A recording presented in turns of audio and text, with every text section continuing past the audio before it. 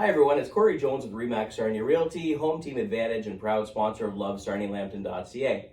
I'm here with Leigh Cho-Young, mortgage broker with The Mindful Mortgage. Leigh, thanks so much for joining us. Thanks for having me.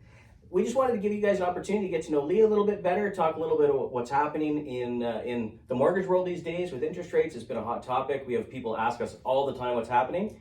And Leigh's often our go-to person for giving us that information and keeping us up to date on what's happening. So Leigh, you are a mortgage broker, and there's different levels of mortgage brokers. Is that correct? That is correct. Right. So I'm cutting you off already. No, that's good. No, that's good. Yeah.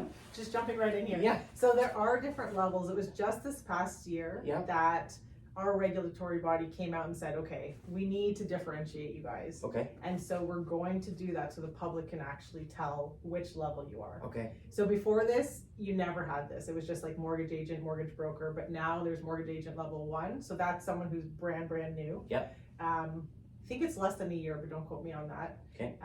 Possibly less than 2 years. And then you can move to mortgage agent level 2. And each time you level up, you have to do some more education, of course, and have the time in. So you just have that more experience. Yeah. And then people who are nerdy like myself or want to open their own brokerage one day can level to the top, which is a mortgage broker. Awesome. Which is what I am. I have no plans to open my own mortgage broker, but there you go.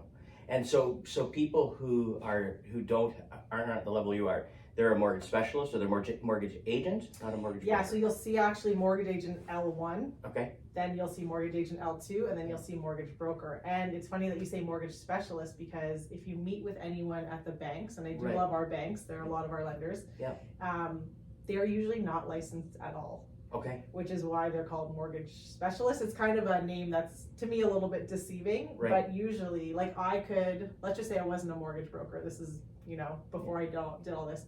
I could walk into the bank, they could hire me, and I actually have a friend that did this that same day, less than 8 hours of training, sitting in front of someone doing a mortgage. Wow. And that's because the banks have a license. And so anyone who works for them can just come in and start doing mortgages. They don't actually have to do that training themselves. Gotcha. That's good to know. Yeah. But not only are you a mortgage broker, you're also a CPA and a CA. 100%. Yes. So I'm old enough that profession used to be split into, CGA, CMA, CAs. Okay. So I'm a chartered accountant, and CPA is what we're all kind of lumped in as now. So that's my whole background is taxes. Right. I'm going to say that with a little cringe. Okay.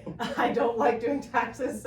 So taxes, and then I worked in corporate finance for over a decade. Wow. Before I made the switch into mortgages. Wow. Now, what made you decide after doing that for so long to become a mortgage broker? So this is going to be hopefully something that not too many people can relate to, but it was actually when my family moved back to Sarnia to be closer to family. We all move as we do. And I hadn't lived here in about 20 years. So it was like, Mom and Dad, where do you bank? Right. I walked into their bank, got an appointment, sat down with their mortgage specialist, and I shouldn't say theirs, but just a mortgage specialist at that branch. And she looked at my driver's license, and you guys will all see my name now. She looked at me and said, I'm going to have to type your whole name into this application. Oh. And this is the first time I'm meeting this person. So it wasn't, love at first sight. Right. For me. Wow. And it was just like that kind of thing. And I mean, my name has a hyphen, but it's not that long. No, it's not long at all. So it was just that kind of thing. And then I realized by the end and the last time I had a mortgage was before I was an accountant, before all of that kind of stuff. And I just knew so much more at that point that I just thought to myself, they're just saying, great, you qualify, you work, you're salaried, you have good credit, very easy to lend to, but you qualify, here's a great rate, and sign. Right. But I knew at that point that there's, 30 pages of fine print at the back. And I was frankly a little bit annoyed that I then went to like 2 other banks that no one talked about that. It was just, you qualify, sign, and then that's it. So it's at that point that it kind of planted the seed, especially here in Sarnia, that there was not just only, I think, a higher need for education that people deserve, but also just customer service. 100%. So it was kind of a terrible experience at the beginning, but it really just planted that seed. And it informs a lot of how I interact with my clients. That's awesome. So how long after that experience did it take for you to go, you know what, this is my new path, this is what I need to do? Yeah, so I think it was about a year or two. Okay. And it was kind of, again, pandemic, not great. Right. But it was during that point, I had young kids, they were very young at that point. And with, two of us working full time and not seeing anyone, right. Like my youngest was 1. I had just Okay. finished mat leave, like March break 2020, going back to work. Yeah. And that's when the world shut down. Yeah. And then so we did it for 10 months. It was very difficult. Everyone had their own pandemic experience. Yes. And we just kind of said, one of us has to quit our job. I was making less money, so it's going to be me. Plus, I knew that I had this seed planted. I was like, you know what, this is going to be perfect. That's awesome. But what's interesting about that is I took my exam. I studied, took my exam. Guess how long it took me to become a mortgage agent? I don't know. Just like wild guess. You think it's hours, days, I'm months? thinking days. Yeah, about 2. Wow. Okay. So I think once I realized that too, that, you get this book, you study. I studied for 2 days, wrote the exam. Right. So there was a little time delay by the time you book the exam and write it. And then you're just licensed. And it's like you can just sit down with someone and inform what they're doing with hundreds of thousands of dollars, which to me is also terrifying. It is terrifying. I actually remember talking to, I think it was my dad about it. I said, this can't be it. Right. Like, this cannot be the barrier to entry into this industry, because I don't know, I think people deserve a little bit more than that. Like, right. We should have to put some time, and like as a realtor, you have to have more experience to help people sell and buy their homes. For sure. As a mortgage agent, it was shocking in a bad way. So I hope that's something our industry changes a bit. Absolutely, absolutely. And I mean, as far as becoming a realtor is concerned, I mean, some people finish it fairly quickly. Shelley was super fast. She was home. She was working part time, and she finished her schooling extremely quickly. But again, she had worked with me as well, so she wasn't just thrown to the wolves. But I think even with real estate, people get their license. It's like, okay, now what? Right? They're not necessarily, even though they've done the schooling, they're not necessarily ready to start. They can legally sell a house, exactly. But they're not necessarily ready to just jump in and just do things, like to be able to advise people with legal decisions and things like that, right? So it's scarier when you hear about, like, it's some of the places in the States, like where real estate license they get in a weekend. Like New York used to be a 2-day course, right? So it's like, so that's the equally terrifying thing about what we have here. Yeah. And then even just going through, like, back when the accounting was all separated, that's 4 years in, 4 years of studying, exams, articling at a public accounting practice before you can even get those letters. Yeah. And so that's my background. And so when I was like, what is this 2-day thing? It's scary. It's scary. And I think for people who are and there's we deal with clients who all they care about is getting the pre-approval. They just want to find out how much they're qualified for. And you actually had the opportunity, or a few years ago, working with clients we had sent you, and that was all they cared about. They just wanted they wanted the most money they could get. And when you said to them, hey guys, this is what you qualify for, but you can't really afford this. Like, this is not where you should be comfortably. They're like, well, I'm going to go to somebody else who just got their license 2 days ago and just approved me for the max I can, because they were desperate at that time, right? When the market was going crazy, they were desperate at that time to get them a better house. And so that's one of the things that I personally tell people is working with you, and is that you actually care about the person you're working with, and I think that's huge. And do you think that's because of what happened with you and your experience, or is it just who you are in general? I think it's just who I am. Yeah. I'm almost 40 now, but I was chatting with my mom about this, and she was like, you were actually a really good kid. Like, I didn't have to worry too much about you. I got that too. Not that it was always on the straight and narrow, but in general, I was pretty in line. I probably go a little bit more out of line now that I'm a bit older, but it's just who I am. Like, I really believe in, like, when I meet with a family. So this is actually part of also why I left corporate finance. I loved my job. Okay. But I felt like I was missing something, like an actual human impact, a positive ripple in what I was doing on a daily basis. So now when I get to sit with people who are buying their first home, or they're buying their 5th rental property, or, you know, the last couple of years have been really tough. And so there's a lot of bruised credit out there, Sure. or, you know, families carrying, for whatever reason, a very high level of debt. And it's like, we just don't know where to start. Right. This is going to sound a little bit, you know, maybe not hokey, but I love being able to be that person that people can just use as a starting point. Because even if it's, you know, buying is 2 years down the road or 5 years down the road, I'm not just going to say, come back and see me in 2 years. Right. I'm going to say, you know, this is going to be a longer timeline plan. We need to repair this credit. We need to save more here. Right. You know, we need to work a little bit longer at this certain job. But I'm going to help people make that plan. Awesome. And it's just that kind of continuing care that I want to give to everyone. Yeah. And it's a gift to be able to do that. Yeah, that's awesome. And I think definitely not something that's normal in this industry, right? I think, you know, you even speak about the banks.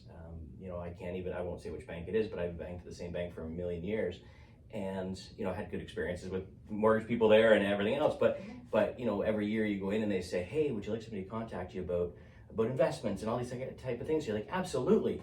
Nobody's ever called me. Yeah. So it's like, Yes. so it's like Yes. they actually get paid to sell me products and do things like that, and they've never called me to say, hey, we want to help you out, right? And you're doing it of your own fruition to make sure that they're in a better place for when they are ready to buy their home. So that's awesome. That's And I'm a little bit biased, I'm going to say, in the sense that I'm an independent mortgage broker, which means I have access to, at this point, over 60 lenders, wow. including some of the big banks. So even for people, and sometimes it's our parents' generation, or sometimes it's just what we know, we feel really comfortable driving down London Road, seeing the banks that, you know, maybe we have our mortgage or we have our credit cards with. You can still have access to all of that, but with a continuity of care and a level of transparency that you can't get if you actually walk into that bank. Right. Yeah. So if I, you know, present a couple options to a client, and one of them is a big green bank, one of them is a big red bank, one of them is a non-bank A lender, my clients choose whoever they want. Right. But they're going to know the good, the bad, and the ugly about every single option. Right. That, you know, if I worked for a big red bank and I was sitting in the branch, I am paid in a way to incentivize you to pick certain products. Right. And my performance review is based on selling clients that walk in the branch a certain product. Right. And banks make their most money off of a 5-year fixed.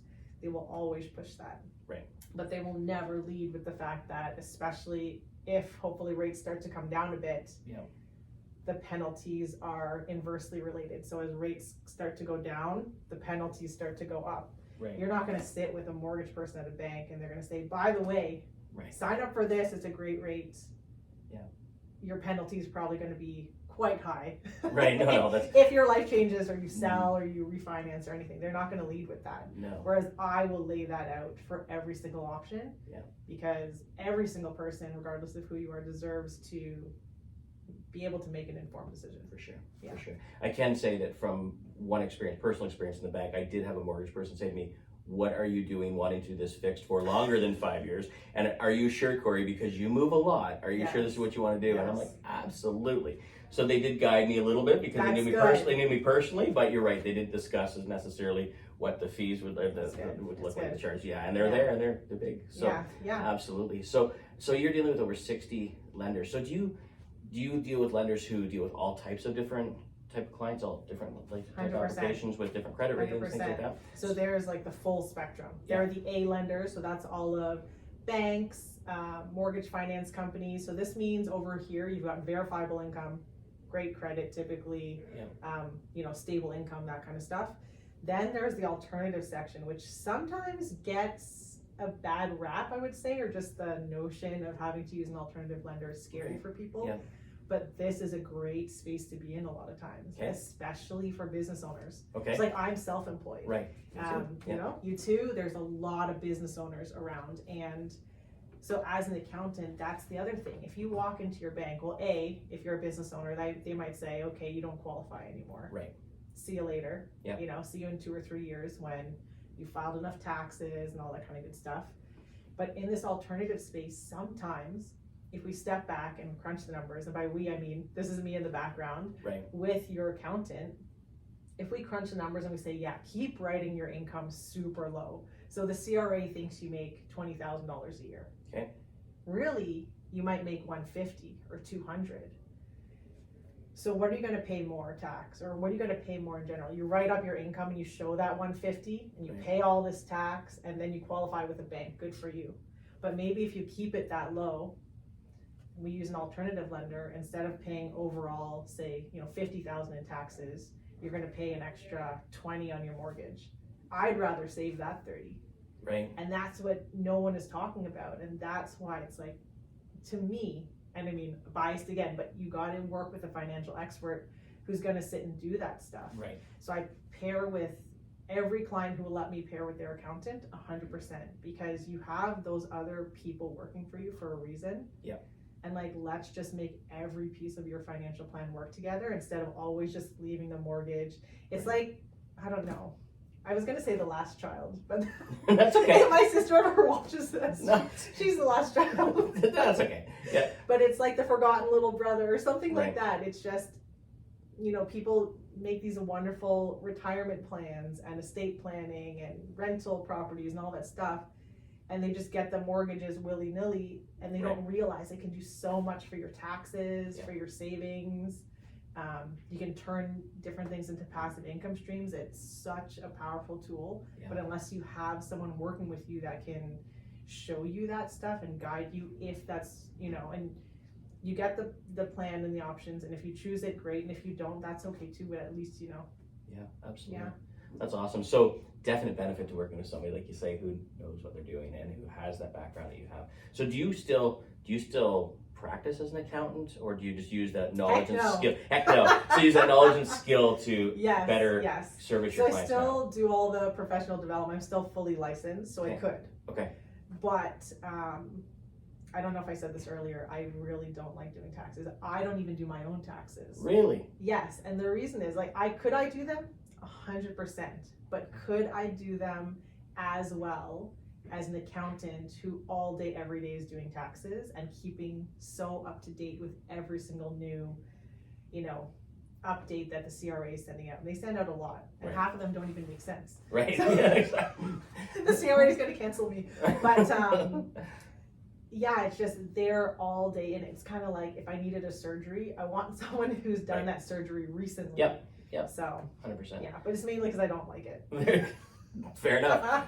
But again, like I say, great that you have that ability and the knowledge to help people and guide yes. people. And I've heard it from so many people who worked with you, is, you know what, she's just different. Like, she just does things differently, and that's we try to do our business the same way, right? Like, we don't ever want it to be just about the transaction. We want people, we want to actually help people. And I believe that for the most part, I think people who are in mortgages and in real estate are the same. They just really want to truly help people, but I think sometimes the method of getting there is a little bit different, right? So, and I was thinking about this earlier, and whether or not I should say it. I was actually getting ready this morning and thinking, like, what is it that really separates people in our professions? Yeah. And what just popped into my mind was that nice is not good enough.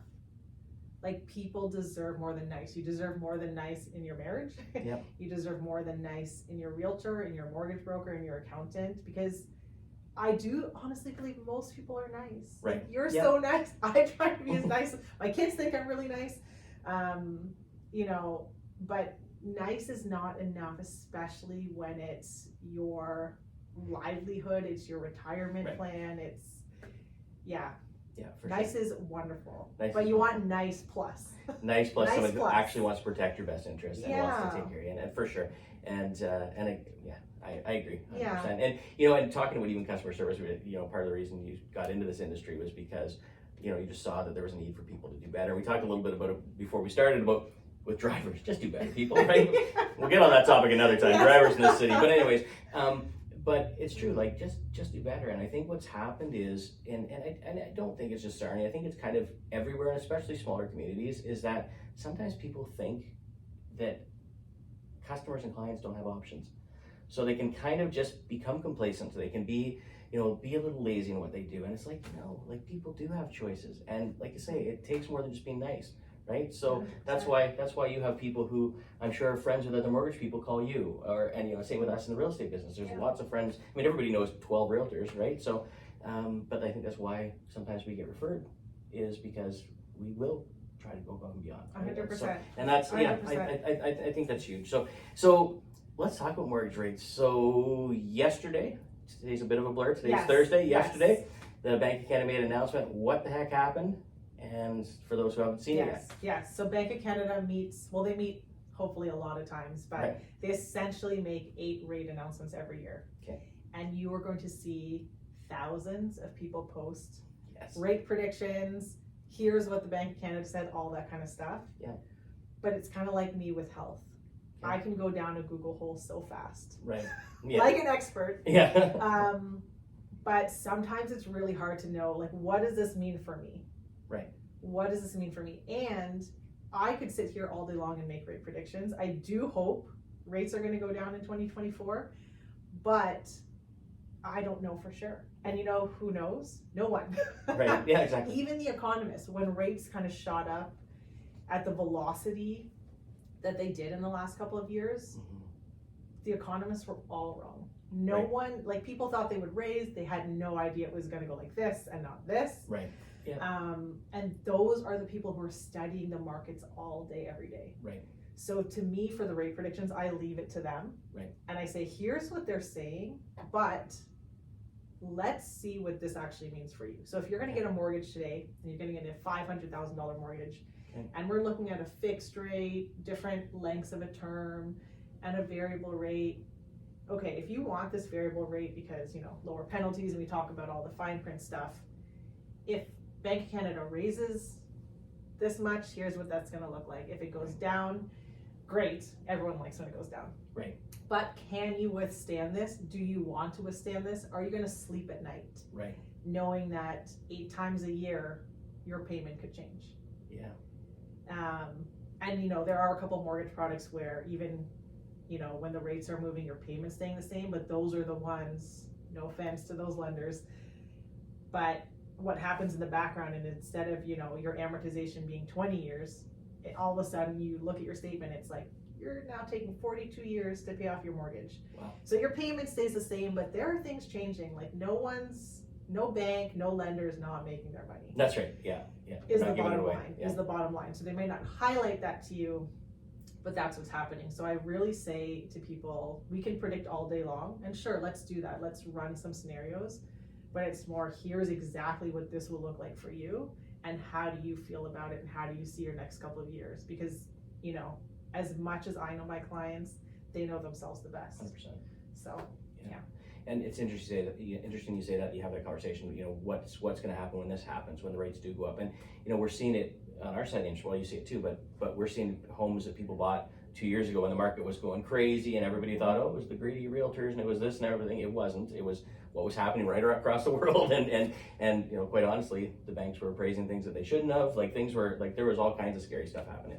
But we're seeing people who bought homes a year ago or 2 years ago. They're selling their homes now for way less than what they paid for it. Like, whether that be that now they're not allowed to work remotely, they have to move back to Toronto, or their interest rates change, now they can't afford it, and they're taking that cut on their home rather than get themselves in trouble. So it's scary. Yeah. And I heard so many people, so many realtors saying, well, you know what, the market's great, don't worry about it, get into it now and you're going to make money off it, and that's not always the case, right? In theory, you're always going to make money off real estate if you wait and you don't destroy your home, right? But you're not necessarily going to be able to make it in a year when maybe you need to, right? So, and then I think just the thing that everyone plans, like, no one gets married planning to get divorced. No one gets, in a partnership thinking that, someone's going to die untimely. It's a very morbid example. No, but it's true. Or that, a job's going to change and you're going to have to move cities.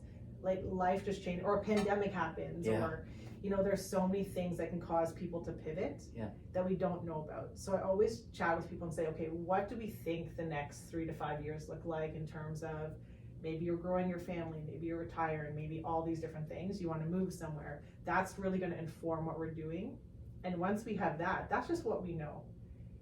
Once we, kind of get into that plan, then we want to think through, and how do we also, if your plan doesn't happen, or you think you're going left and you actually go right, how can we still minimize the penalties that you're going to pay? Right.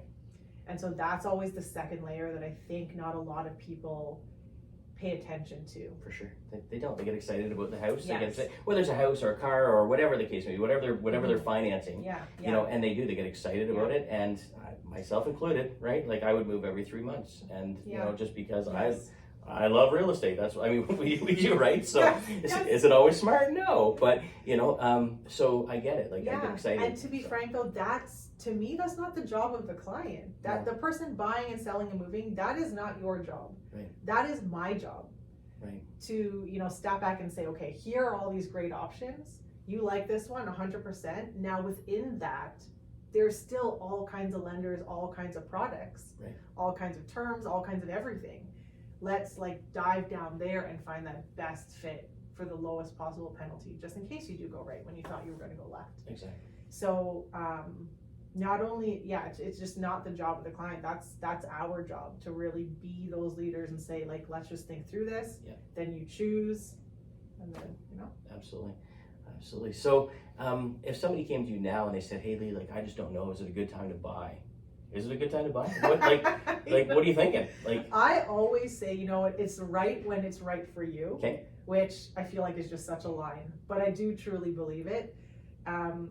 I'll never tell someone if it's the right time or the wrong time, but I'll say, if now is when you want to get in the market, and especially if it's not, something you're not going to try and buy and sell it in 6 months. Right.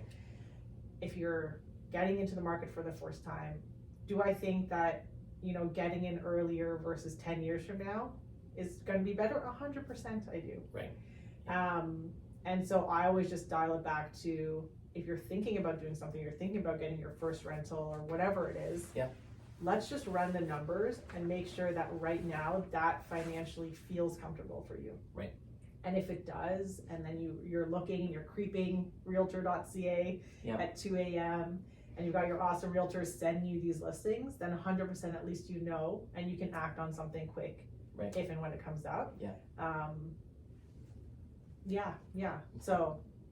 So just yes. It's whatever's good for you. And it's funny because we actually say the same thing. People say, "Is now a good time to sell?" And if it's a good time for you, absolutely. There's always pros and cons all year long and every year, right? And so what if somebody says, "Listen, I just want to wait and see what happens with the interest rate." We also hear the term, you date the rate, you whatever. So you don't marry the rate, you whatever. So so what do you say to people in that situation? So I say, okay, you know what? If you want to wait, but you're still looking, if you're creeping realtor.ca and you are looking, let's just get you a rate hold. Okay. Which a lot of people call pre-approvals. It's a terminology. This is a sticking point for me because you'll walk into a bank, you'll have a quick chat. They'll say, okay, you're probably pre-approved. You can buy at $500,000. Go shop. Yeah. Based on nothing. They haven't looked at your documents, pulled your credit, done the whole anything. Right. But you can get a rate hold. And so what I do with my clients, they come in, they're like, I'm just thinking. Say, listen, you can get a rate hold. You have nothing to lose. Right. Is it going to be a little bit of work? 100%, because you're going to have to send me your documents. Okay. I'm going to review them. Could you go meet with someone who you don't have to send anything to? 100%. Again, your numbers, your picture, the strategy, it's as good as what they're reviewing. Right. If they're not reviewing anything, I'll let you make your own indication. But a lot of brokers, agents, banks will do that because they don't want to invest time in their clients up front when they don't know they're making money yet. Okay. They want to wait until you've made an offer, it's accepted, then they're going to look at all your stuff. That's when all the banks review your stuff. Right. At that point. Right. I say, you know what, you're going to do this work anyways. Send me your stuff up front. That way when we make the plan, we get your rate hold, all that stuff, it is based on something. You actually know what you can afford. Right. Your realtor knows.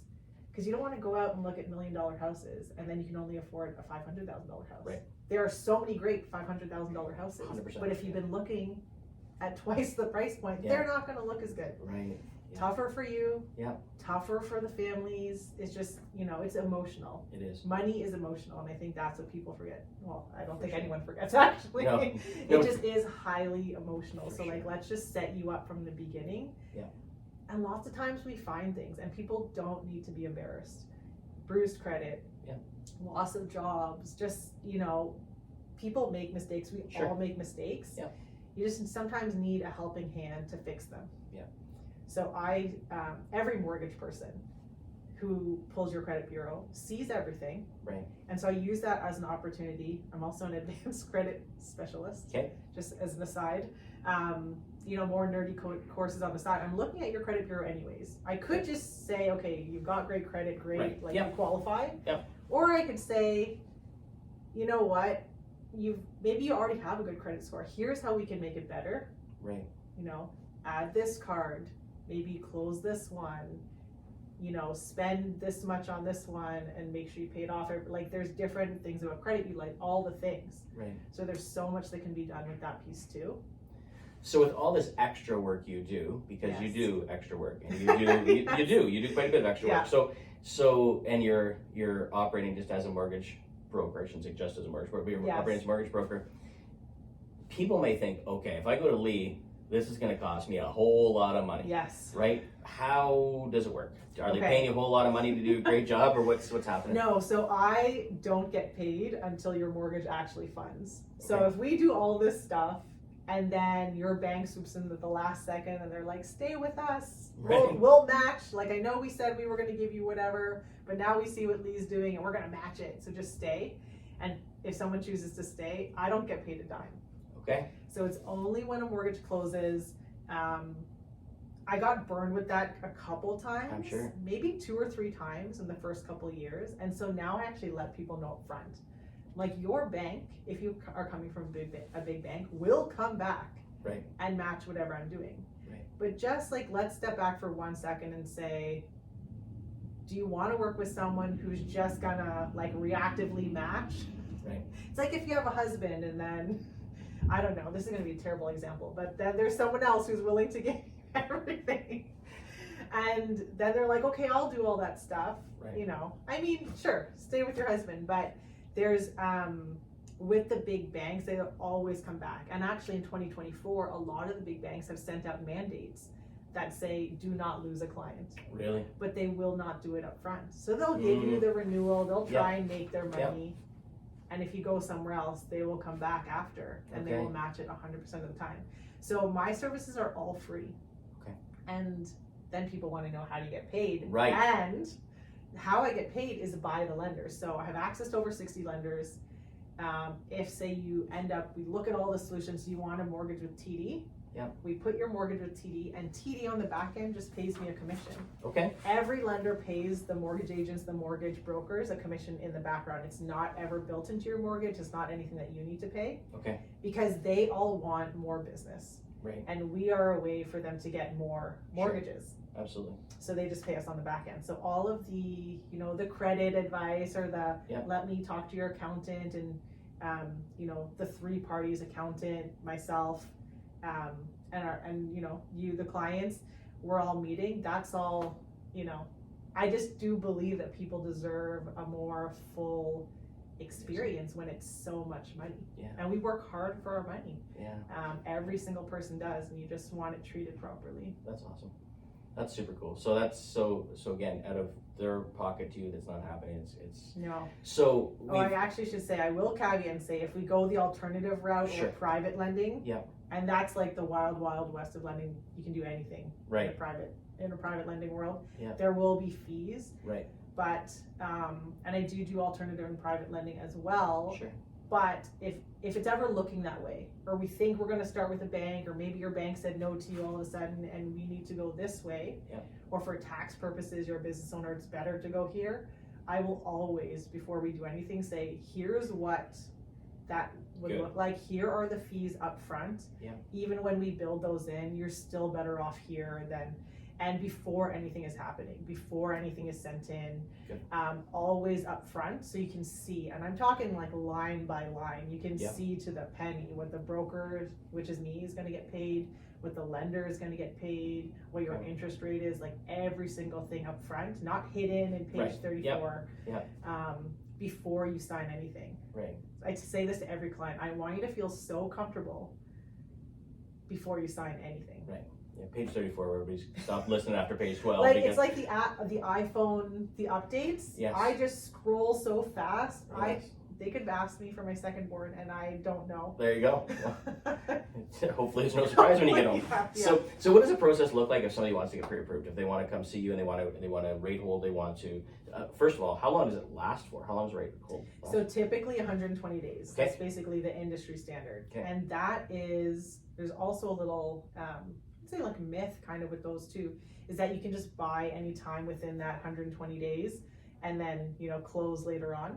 So like in say day 110, you make an offer, you can just close and it's still good. It's not, you actually have to buy and close. Makes that sense. means like get your keys Yeah. in that 120 days. Okay. Now the good news is if rates do start to come down in 2024, a lot of my clients that we're getting rate holds for now, we're probably not even going to use them.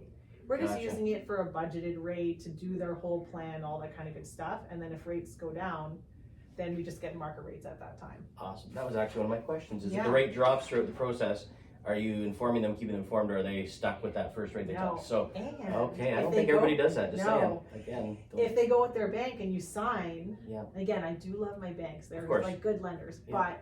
But I did a little poll on Instagram and I said, has your bank ever called you to like lower your rate?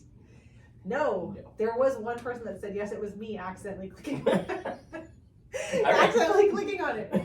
But no one's doing, like the banks, they are, like I look at their financial statements just Right. because, Yep. I just want to know what's up, and they're making their money. Yes. They're making billions of, they don't do that No. by cutting you a deal. No. So what I do is like say right now, actually last week was it, I got 3 rate drops for my clients. Wow. So my clients were buying, their closing was a little bit farther out, and then rates have come down over the last couple of months. So up until usually about 2 weeks before closing, I'm just monitoring that. And I'm making sure we're working with lenders as well that allow rate drops, because not every lender does. Okay. So then I say, you know what? If rates go down, we're going to be able to get you that lower rate closer to your closing date. You're going to have to re-sign everything. And as long as you don't mind doing that, and it's just e-signature. So they just Right. click, click, click. Everything is the same except their rate is lower, their payment's lower. I have yet to meet someone who says, I don't want to read. No. I don't want to do the 120 seconds of signing. No. And every single person's, really happy about that. But that's not something, again, that everyone does. No, for sure they don't. For sure. But it's what I would hope someone would do for me. Super cool. So I'm assuming because you're very organized and because you're an accountant and because of you self-professed geek, you call yourself a nerd, you call yourself a nerd. Yes. So do you keep spreadsheets of things like that are happening? Like how do you keep track of that? Like how did you know to go back to those 3 people and go like So I've got an awesome CRM system Okay. where I track, I've got like all the different stages of my client journey. Okay. And then so all the ones that, they're all approved, they're just kind of sitting there waiting for closing. They're all there. And so they all have my little reminders. Plus I get all the rate announcements after this beautiful interview, I'm probably going to have like 50 emails from lenders with like Wow. rate updates, and maybe Wow. not 50, but maybe 20. They come in really frequently and on a daily basis. Very cool. So I just see all that kind of stuff, and then I just track it in my CRM, all that kind of good stuff. And some lenders allow rate drops, others don't. Some allow one, some allow as many as you want. Gotcha. So you really have to be on top of this thing. So it's also so important to have someone, I think, that's like, if I sat here and I said I'm an accountant and I'm a mortgage broker full time, you probably shouldn't hire me for either. Wow. Because you just can't keep on top of it. Right. You need to just like dive in. Yeah. Especially if you're offering the type of service you are, like that's just that's awesome. So I asked you a question and then I cut you off and asked you a different one in the middle of it. So what's a pre-approval process look like? Somebody says they want to start looking at a house and they call me, Mhm. and I'm always going to ask them first of all, have they been pre-approved? I'm always mostly going to ask them. And if I haven't, I send them to you. And then what does that process look like? What do they have to provide you with? What does that meeting look like? So basically, and I'm an online booker. Okay. Like I don't like to call places or playing phone tag. It's just not the Okay. vibe. I feel like a lot of people are on the same. So it's just, I have my calendar right online. Okay. It's meetwithleigh.ca. Okay. And you go in, you can see, you just grab any time. And then you and I jump on like a 20 to 30 minute phone call. Okay. And we just talk about all kinds of stuff. You know, where are you working? What does your down payment look like? Where is it coming from? I just gather some initial stuff. You know, what are you hoping for? And some other, again, more budgetary pieces, but like what monthly amount do you feel comfortable spending? And a lot of people know because maybe they're renting $2,500 a month. Right. And they're like, this feels really good. We could probably even stretch it to like 27. Right. I take all that kind of stuff down because once I do get all your documents, it's a 10-minute online application. Okay. And then depending on what type of work you do, that will inform the tax documents. But just be ready for like a bunch of tax documents, like your Gotcha. notice of assessments, your T4s if you're an employee, pay stubs, letter of employment. That's all really standard. 2 pieces of ID. Okay. And with the pandemic, a lot of us let our IDs get expired. Yes. Yeah. So if you haven't checked, like just have a look at your driver's license, passport, Nexus if you have one. Just make sure they're valid because we do need valid ones. Okay. And those are pretty much the standard pieces. And for the down payment, just where is it coming from? So that's going to be like 3 or 4 months of bank and investment statements for every account. So here would be like a great tip. It's just going to save you work.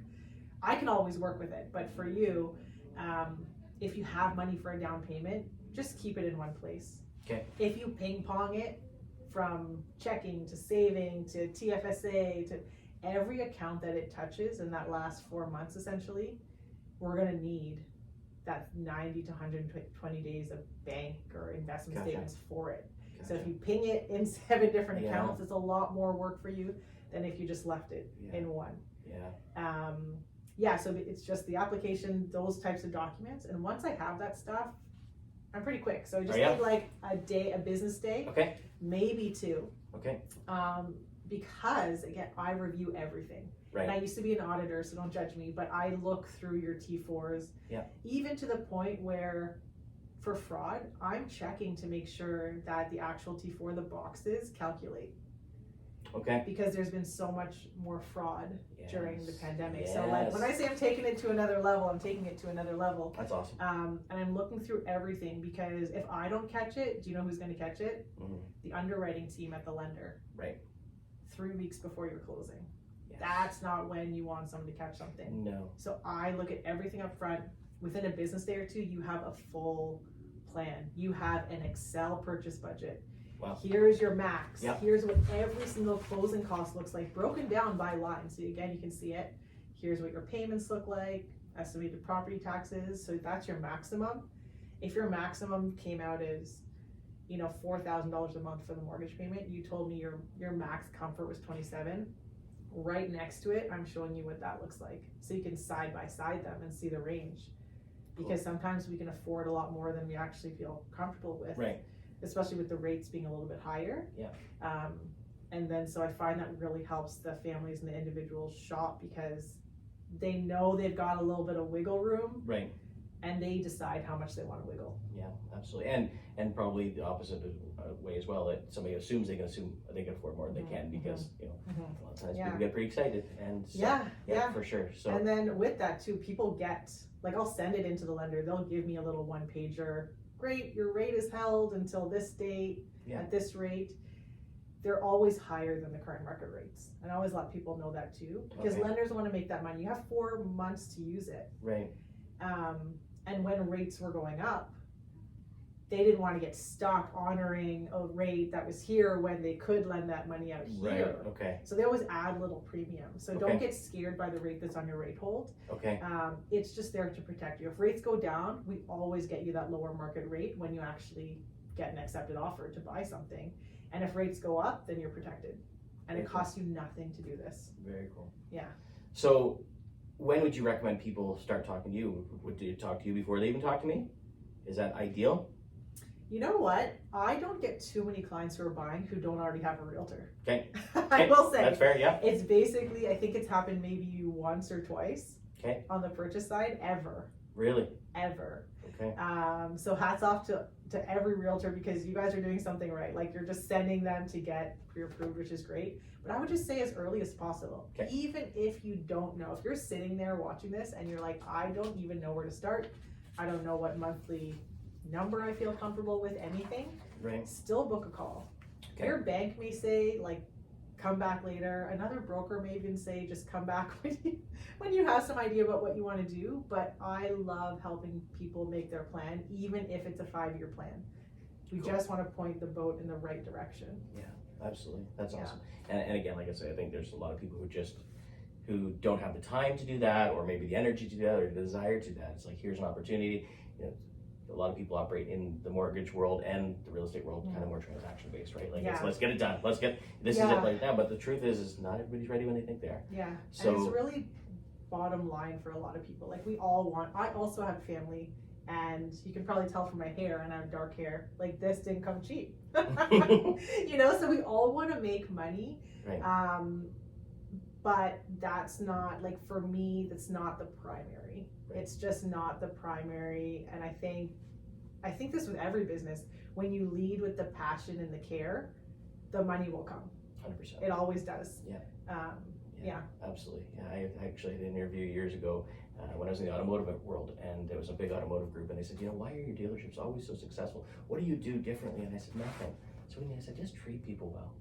Right? You take care of people and the bottom line will follow, right? And they looked at me like they were so disappointed, and I thought, you know, I could lie to you, but this is what I do. Like, I just want to take care of people. Exactly. Like, we just absolutely care about people we work with, whether it's real estate clients or, you know, our partners in the industry that help us out.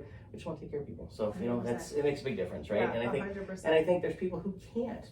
Can't be their primary focus, right? There's people who are doing different points of their lives, and you know, and they just need to just go and make money, and that's the most important 100%. thing. But I think it shows, and I think, you know, I think for those people, they might have a lot of success early, but I think it fizzles out pretty quickly, right? Because I think people pick up on that, and people aren't dumb. They know if they're important to you or not, right? So it's huge. So what is your biggest challenge when getting somebody pre-approved? Is it income, credit, honesty? What? I would say it's probably breaking down all of the kind of wrong things that we've all been taught. Okay. Or not taught. Okay. So, you know, I'll get a lot of clients that will come in and they'll meet with me, and I'm asking them for all this stuff again up front. Right. Because, like, this is how we're going to make a plan that's, you know, worth a dime. And they'll say, like, I've had some clients say to me, oh, my bank doesn't, like, why are you asking me to do all this? My bank didn't ask me for any of this. Right. And it can be a little bit frustrating, and I get it. No one likes to do paperwork, or some Right. people do. Yeah. But like Leigh, for instance. yes. I actually don't mind paperwork. But that part, it's a real mind shift. Right. Because they just want to start shopping. Right. So, and I don't know, this is going to get too deep into it, but we live in an age of instant gratification. For sure. So I'm asking people to, like, pause for a second, do this work up front before they can do the thing, which is go out shopping for a house with you that they want to do. Right. That's what they actually want to do. Right. So that's the fun part. That's the fun part. You know, sending me their CRA documents is not the fun part. But the great point is, if you have an accountant, I say just email your accountant, say, hey, Leigh's working on a mortgage for me, send her whatever she wants. I respond with the list, and said accountant and their team always very quickly sends me the stuff. Amazing. So it's just like, any way I can take that burden off, I will. But I think that's the big piece. Yeah, I think it's more work up front. I move the work. I don't want you to find out something here once you already have a house. I want you to be ready. Yeah, and as a realtor, obviously, we've gone through that lots of times, where there's somebody who, you know, days, even hours before the house is supposed to close sometimes, and it's like, you know, something changed. Whether they bought a car, nobody advised them not to make a big purchase after they've already been pre-approved, right? Things like that, and now their mortgage person is panicking, or, you know, throwing these different scenarios at them, and everybody becomes super overwhelmed. And, you know, and thankfully, we've never had a situation where it didn't come together, but it happens, right? And there's people who who can be sued. You can be like, there's all Yes. kinds of issues. So it's super 100%. important. Yes, you're excited. Yes, you want to buy 100%. that pretty house with a beautiful kitchen, but you need to make sure that Yeah. you can afford it and Yeah. your ducks in a row. So is that really the biggest thing? Once you've got a pre-approval done with somebody, is the only thing that can really hinder that if there's a big life change or if they've done something? Yeah, if anything really material changes. So if I get you a rate hold, aka pre-approval, it's really if you lose your job, Yeah. if you buy a Ferrari, Yeah. and you have a big payment. Okay. If you bought it in cash because you have that kind of cash, invite me over. Yeah, exactly. Let's do dinner. But also, yeah, so like major new debts, things like that. So it's just, I always let people know if anything major changes, because most of the time it's not something we choose. Right. It's not something we choose. So I say, just like, make me your first call, give me a call, and we will work through it together. Okay. And that's really all we can do, is just like to still be that person by your side. Yeah. To whatever is happening. And like, I'm also not a magician. Right. So I will tell people, like, if all of a sudden you went from having a $200,000 income to a 50, that is going to affect things, but we'll work it through together. And if that means a pause, we'll at least still point the boat in a new direction on how to get back to where you want to go. So not a magician. See, there's been times, one case in particular I remember very well, where you were kind of like a magician, Yes, and so yes. that was definitely appreciated. So no, but it's true. It's less stress for everybody, and it's just and why take that chance, right? Exactly. So, yeah, for exactly. sure. And don't buy furniture. Don't do Leon's. Don't pay for a year, because all those 100%. things do impact your credit, 100%. right? People don't realize I'm not putting any money out for a year. Well, guess what? It still goes on your credit bureau, 100%. and so it does change. So that's what And we're actually offering. have just a little one pager, because you want to make it digestible, right? Right. Like, we all have so many things to do. Everyone's busy. Yeah. So when I get someone a rate hold, I send them the rate hold, but I also send them just a little one pager on, like, here's kind of what to do, what not to do. Right. Because sometimes it might be things you don't even think of, like a Tepperman's. Yeah. 0%. You're like, I'm not paying any interest. Like, this can't hurt me. But sometimes if your qualifying is really tight, that kind of stuff For can. sure. So Yeah, because Yeah. now it's a purchase on your credit. It's money you owe, right? So exactly. no, that's huge. And I think a lot of times when you send those one-page mailers out, myself included, I get them whether I get them from you or get them from whoever. I look at it like, I know this stuff. I'm not going to do that. But they come from a place of somebody's done it.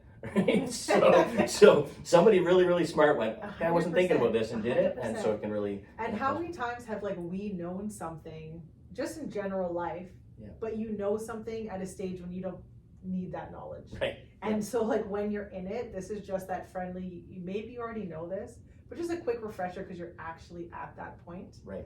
Yeah. To just, bring it back to the front of your mind. Absolutely. Yeah. Absolutely. Well, that's awesome. Well, listen, I don't know, is there anything else you want to touch on mortgage-wise, or any advice you wanted to give anybody, or is it now I can get kind of personal with you and I can, yes, okay. So you left Sarnia. Yes. Were you born in Sarnia? I was born in KW, in Kitchener. KW, okay, Yes, okay. And you yes. moved here when you were young? I was a teenager, so Okay. I did that dreaded middle of high school. Nice. A move when you don't know anyone and you're a Gotcha. teenager. Yeah. So Yeah. any parents are moving their kids and they want to see how that goes. It actually, Sarnia was very welcoming. There were some kids who kind of adopted me, I'm going to say, Yeah. really quickly. Yeah. But really typical story. Like, my dad got a job in Chemical Valley. Yeah. Huge industry here. Yes. Family moves. Okay. And so then I was just here to finish high school, and then I went back to Laurier. So Oh, I okay. just went right back to Waterloo Wow. for school, and then from there, all over the place. Is that Asia, like I lived in Korea, in Indonesia, Very cool. in England, Australia. Like I'm just, yeah, All over the place. yeah. And it said Sarnia's where it's at. I have to come back to it. What was it? Was it the lake? It was the fact that I had kids, Yeah. and realized I needed my mother. There you go. Yeah. I'm not afraid to admit it. No. Yeah, and my oldest was born in England, in Big London. Okay. Yeah. And I just realized that a flight was too far. Yeah. It was just way too far. Yeah. So I'm really happy to be back. And I have to say, raising kids here is incredible. Yeah, it's pretty awesome. And I love the 10 minutes everywhere, and For you sure. know, Yeah, we're pretty getting lucky. more restaurants. Like, Yes. we've got the water. Like, it's stuff that I didn't appreciate at 17. Right. I really appreciate now. Yeah, absolutely. And like I say, the restaurant thing is huge, because for so long all we had was was pub fare. Not that there's anything wrong with that. And pizza. And again, we have some of the best pizza. You've Yes, lived all and over the place. I love pizza. You lived all over the world, so you know Sarnia's got the best pizza. Yes, I don't care what anybody yes, says. We are the yes. best. If I could eat pizza every day, I would. You could. A pizza and a Pepsi. Pizza and Pepsi, I have Pepsi Zero. I have a new fitness coach, so she's watching this. I won't, but I do love pizza. There you go. Yeah. So I won't ask you what your favorite is because I don't want to offend anybody. But if you were to name like a couple of your favorite pizza places, what would you say? Oh, so I'm pretty classic. Like I love a good Duresse's. Okay. I grew up in Bryce Grove when I was a teenager. Okay. So there was Rondo's out there Yeah. at that point. Yeah. But yeah, I will. It's terrible, but I will eat pizza from anywhere. Oh, I love Shoka's. Also, like there's a lot of good. There's so many good ones, and I kind of just rotate. Yeah. Like once in a while, please don't judge me. I actually will just grab a slice because I'm in that Lambton Mall Plaza all the time. And there's that little is it Little Caesars? Across the street? Yeah, across from the mall. Yeah, sometimes you and need it. sometimes I'm like, you know what, I just need a slice. Yeah. And it's right there. Yeah. But I had tried a slice from Dino's the other day in the mall. Yeah. That was the first time. Is that right? Was it good? It was good. Yeah, I heard the really good people. Like I heard the really friendly people. Like yeah. I think it was the owner who was at the counter. Okay. He was lovely. That's awesome. So yeah, we're lucky here. That's awesome. Yeah. Shelley calls the Little Caesars pizza type places the cheap and dirty pizza. Like just get it quick and it's cheap. But sometimes that's what you just need it. Absolutely. Yeah. So obviously supporting local is huge for you. Yes. I mean, we all try to do as much as we can, especially through the pandemic. Any places in Sarnia you find yourself frequenting more than others? 100%, I do. Okay. So I'm a big lover of Phoenix, Okay. the gym. Yeah. And hope it's okay to name drop her. It is just totally stopped okay. with started with Samantha Mills Fit. Okay. She's kind of virtual, but she's also a local Sarnia girl. Okay. That's been amazing. So I mean, I've got little kids, so between work, kids, Yeah. there's like an hour maybe Okay. Gotcha. to do something for myself. So it's usually something gym related. Okay. I work out at the Y now. Everyone there has been so nice. So it's like the Good. gym type places. Yeah. And I don't get out to eat as much as I would like to, but it'll always be like a pizza, Yeah. some kind of sushi, Okay. whatever. But other than that, like I love getting my local stuff, for the house. Yeah. I probably buy too many house things. Yeah. At like UE Inc. downtown Okay, yeah. or like Kind Decor, like those types of places I just Yeah. love. Yeah. I love going into Dog Eat Dog Yeah, sometimes. yeah. And I usually stand and read the mugs. There you go. Yeah. When you need a good laugh. Yeah. When I need a good laugh and just things like that. So Very cool. Very Yeah. cool. The gym stuff. So that's a big part of your life when you're not working, and I think I have a Yes. feeling you probably work out at the same time too, if you could. yeah, I would. So, are you still doing the Olympics? Oh, you know what? So I think I said that to you one day, and you were very impressed with me early on, which is maybe how we met. I told everybody no, it was after we met, but I told everybody you were on the Canadian Olympic team. So I am not, and you can probably tell from this video, I am not an Olympic lifter, but I like the Olympic style of lifting. Gotcha. Yeah. Because, and if my mom ever watches this, she's gonna kill me, but my mom once told me growing up that I was like a noodle, like a spaghetti noodle, like thin and soft. Okay. Okay. Yeah. And she's lovely. And I don't think she meant to offend me, but it always stuck with me. I was like, I don't want to be like an overcooked spaghetti. Is that anyone's goal? Right now I take it, but so I just wanted to get stronger. So then I joined Phoenix, and that was such a good place because they really help you lift heavier and work on your form. So you're doing it in a way that you're not going to hurt yourself. Because I've discovered as I get older, I didn't sleep with my pillow. Gotcha. And I woke up, I'm pretty sure I pulled a muscle. So I had to reach awful. that stage. Yeah, So just wait. so that's Just wait. Yeah. so it's just the style of lifting. I would love to be, Gotcha. Yeah. more elite, but I'm very recreational in my That's good. activities. That's good. Um, But you're still doing it. but That's I awesome. just love it. Yeah. I saw a bio somewhere that Leigh had, and we were doing something together at First Time Homebuyer Seminar, and I saw that she did Olympic style weightlifting. I think it said Olympic. I think it just said Olympic style, but in my head I thought she was on the. So I told her, "Did you know that Leigh's on the Olympic team?" So she's not. But so anybody I told that to, I apologize. I did not mean to lie to you. I just misread it. So anyway, but that's super cool. Well, listen, we should probably wrap things up because I've taken up most of your morning already. And for those of you who stuck around to the end, I really appreciate it. if you have any mortgage questions, definitely talk to Leigh, the Mindful Mortgage. If other than just lovesarnielampton.ca, which they're going to see you on probably tomorrow, where else can they find you? Honestly, just give me a call, 519-384-4434. If you have Instagram or Facebook, it's just at the Mindful Mortgage. Got tons of stuff, like little videos, little tidbits, bite-sized stuff.